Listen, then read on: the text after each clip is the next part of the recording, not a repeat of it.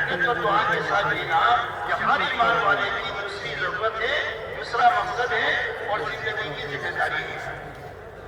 ذمہ داری اس کو کہتے ہیں کہ پوری ہو جائے تو اللہ کی بڑی بڑی مددیں ہو جائے، اس کو ذمہ داری کہتے ہیں۔ اور اگر ذمہ داری پوری نہ ہو تو اللہ کی طرف سے پوچھنی ہو جائے، ایسے مسائل اور ایسے حالات پیدا ہو جائے کہ جینا بھی مشکل ہو جائے اور دین پر رہنا بھی مشکل ہو جائے، یہاں تک کہ ایمان کی ڈالیں پڑ جائے، ذمہ داری پوری نہیں ہوتی ہے تو ایسے حالات دنیا میں پیدا ہوتے ہیں، اور ذمہ داری پوری ہو جاتی ہے تو اللہ کی مدد سے دنیا کی سمجھ جاتی ہے، آخرت کی سمجھ جاتی ہے۔ اسی لیے حضور پاک علیہ الصلوۃ والسلام نے پوری امت کو دین پر اور دین کی محنت پر اٹھایا ہے۔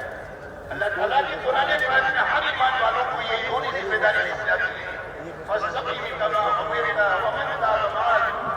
اور وہ حضور صلی اللہ علیہ وسلم کے حکم ہے کہ آپ اپنے آپ کو پابند بنائیں اور تمام احکامات کا جو اللہ کی طرف سے آپ کو دیے گئے ہیں اور جو آپ کے ساتھ ایمان لانے والے ہیں ان کی بھی ذمہ سب سے پہلا کام یہ ہے کہ اپنی ذاتی زندگی کو دینداری والی بنائے، استقامت والی بنائے اور پابندی والی بنائے۔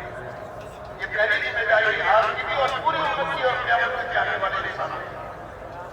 دوسری ذمہ داری اللہ تعالیٰ قرآن پاک میں فرماتے ہیں یا ایھا الذین آمنوا کونوا انصار اللہ۔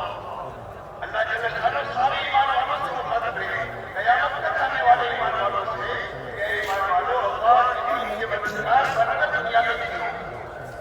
تو اللہ کے دین کی نصرت اور مدد کیا ہے کہ اپنی زندگی کو ذاتی دینداری بناتے ہوئے اپنے گھرانے سے لے کر عالم کے دیندار بننے کی فکر کرنا، محنت کرنا